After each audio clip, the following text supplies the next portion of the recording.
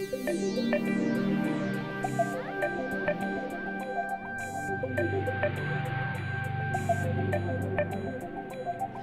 Leaders at GDI is a new event series at the Gottlieb Duttweiler Institute. It provides a platform for prominent pioneering thinkers like Kjell Nordstrom, the enfant terrible of the new world of business. He talks to audiences all over the world and is known for his thought-provoking workshops and very interactive and dynamic seminars. The 2009 Thinkers 50 ranked him top 23 globally and top 5 in Europe. Hi, Dr. Nordstrom. Welcome to the Gottlieb Duttweiler Institute and welcome to Switzerland. Thank you. Good to be here. Is it your first time in Zurich? No, I have been here many times. One of my favorite cities, actually, of Europe. Okay, that's nice to hear. Your first book that you published became very, very famous. It was translated into more than 30 languages. It was called Funky Business. What are the main themes of your second book called Karaoke Capitalism? Well, karaoke is a Japanese word. Kara means empty. Oke means orchestra. Empty orchestra. And everybody knows what karaoke is about. That is basically that you are in a room where you sing along. That's the whole idea. Or where you try to sing, imitate someone else, Michael Jackson or Madonna or whoever. Now, that's fun and fine, but it's not a very good idea when you do business to copy other people. And what we have seen over the last 25 years, due to internet and traveling and information, the fact that we can distribute information so easily, is that it's also very easy to copy someone. You know, clothes, flat screens, cameras, bicycles, cars, whatever. You can copy it. And you can get hold of the information and you can make something that is rather similar. So what we have seen in a number of industries is basically that the products, the services, have come so close to each other that you can hardly tell the difference anymore. I think a very clear-cut case, is if you go into a store and take a look at flat screens. It's just flat screens, flat screens, flat screens, flat screens. And you can't tell the difference. Is it the Toshiba? Is it Hitachi? Is it and then comes. Yeah. The workshop today is about life after karaoke capitalism. Yes. How exactly does that look like? It looks like us having to break out of this bubble of copying each other and understand that capitalism, or shall I say, the hard core of capitalism and the hard core of creating a company is actually being unique. Looking for the uniqueness, looking for the originality, and in a way, as you say in English, daring to be different. In your opinion, what are the main reasons for the economic crisis? There are a couple of reasons, I would say. Number one is the internationalization of our economies. It started already after the Second World War. Slowly but surely, we started to internationalize companies, internationalize our banks, and internationalized almost any human activity. And that is fine. And it has created a lot of wealth. There should be no doubt about that. Been a great success story for Switzerland, particularly for small countries like Switzerland and Sweden and Holland. This has been great news. However, today it's difficult for a small country like Switzerland or Sweden to control its economy. Why? Because UBS is all over the place, as you know, all over the world. Siemens, you can't control Siemens. Siemens is in 192 countries. Switzerland can't do much about that. So one reason why we ran into problems here is basically because this was out of control. No nation state controlled the financial industry. Not even the United States, which became very clear. Number two, the second reason for the crisis is, of course, that the level of innovation, new products in the financial industry, new tools that you can work with, have been very, very, very high. And some of those tools are rather sophisticated in terms of it's math. It's mathematically sophisticated. And on average, people are not so good with math. True. I agree. And what we saw here is basically that we accumulated risks in the system and no one was aware of what we were doing because they didn't fully understand those tools that they were using. A third reason is what people then have said, this greed thing. And to a certain extent, I think that plays a little bit of a role, that everybody was striving for growth and quick growth, which means that you took big risks. And when you take big risks, you can fail. And some fail here. I want to get back to you on America. You mentioned that they were, or they are still, quite powerful. And with like Brazil, India, China being world players, does America still have the role that it used to have, or is their power sort of declining? There will, of course, be changes in the world economies. China is huge in terms of number of people. So in 10, 15 years, if they continue roughly as they are doing now, they will be a little bit bigger than the United States. However, that does not mean that you are better because you are bigger. Most probably the United States will continue to be the center of innovation in the world, where new lifestyles are born, where new technologies are created, where energy-saving technology will be the most sophisticated in the world. Probably the US will continue to have that role for the foreseeable future, because good people from all around the world move to the US. Researchers, doctors, hockey players, anyone moves to the US. If you're good, that's a great place to be. And I cannot see how that will happen in China. It's very difficult to move to China and become a part of the Chinese society. It's very different from what you are used to here in Switzerland. I have lived there and I really know it. So for the foreseeable future, successful researchers, entrepreneurs or what have you, will probably be attracted to California, to Harvard, to Stanford and those places. So that trend will continue despite, for example, the last government who were a little bit more restrictive about, letting foreigners in, for example? I think Mr. Bush was a parenthesis in the American history and the American logic, because the success of America, the fact that America has been unbelievably successful. I mean, this is a country that is only 200 years-ish, a little bit more, is based on the fact that they have been very open to the rest of the world. Immigration is the key to the success of America. If you stop the immigration, you also stop the growth engine of America. Now, the last administration under Mr. Bush W.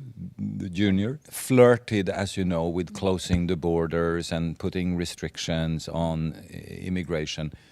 And that is a very bad idea. And I think the US will change direction under the present administration. They are very well aware of the dangers of closing America. Let's hope so. What do you mean when you say a modern company is like a cocktail party? Yes, a modern company is a little bit like the cocktail party because it's very much about sharing information back and forth in every direction. And this is the whole idea with the cocktail party, that you say hello to the president and hello to you and hello to everybody, as many as possible actually. And in a company today, it's a matter of getting information to flow freely back and forth between individuals. Because the better the information flow, the better we can use the total knowledge of the company. This is easy to say and difficult to do, because in companies, We have things like departments and divisions and sectors, you know, that create silos and walls, so the information do not flow very freely back and forth. So this is a little bit of a challenge to create such an organization where information can flow freely. So do you think businesses today are like this already, or how will they look like in the future? Some are like this already, but more companies will look like this, absolutely. I mean, we shouldn't forget that many of the companies that are big today, Nestlé, Philips of Holland, Ericsson of Sweden, Siemens of Germany, are companies that are over 100 years old. In many cases, over 100 years old. If they were a human being, they would be dead. But that means that they have long traditions of how to do things. Traditions that were good at that time, 1920s, 1940s, 1950s. Ideas that were powerful at that time. The ideas that are powerful in our time are somewhat different, of course. So it will take some time to change these big organizations, but they will also move in this direction. Somewhat slower, though. You've said that the guiding themes for a successful business are female, personal, and simple. Isn't that a little bit paradox with the majority of CEOs and political leaders being men? It's actually 4 words. It's female, emotional, personal, and simple solutions. That I used to say that the capitalist machinery goes soft, and it is today products and services that are a little bit female, emotional, personal, and simple that are rewarded by the capitalist machinery.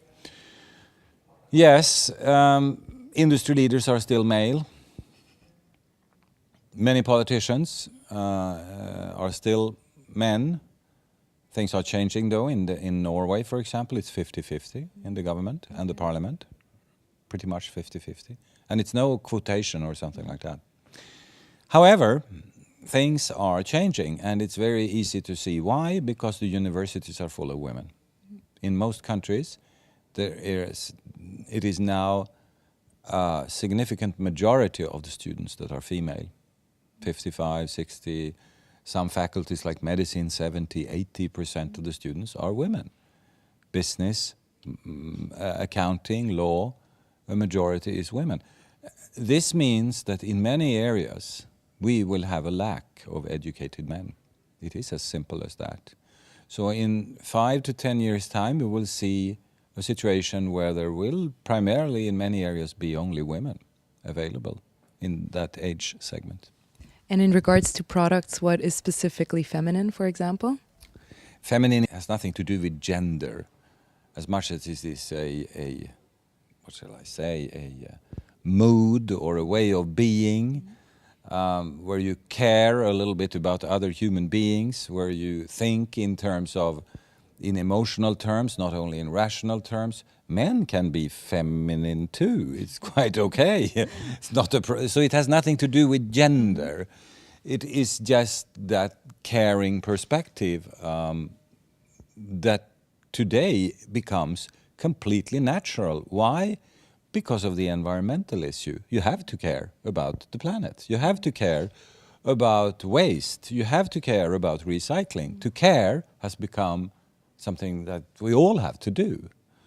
So that's why I say the whole planet goes, in that sense, a little bit feminine, if you see what I mean. It's a feminization of our societies, where the old values of being hardcore, rational, aggressive, not particularly emotional, and push things forward aggressively, don't care very much about anything else than your own thing, which was probably a good idea way back in time, but today it doesn't feel like a very good idea. Technology is necessary, but not sufficient.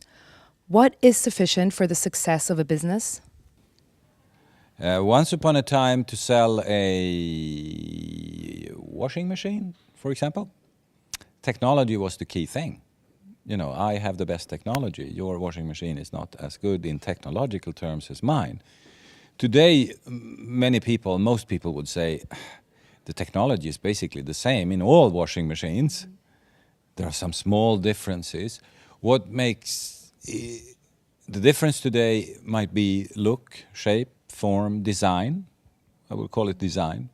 After sales service.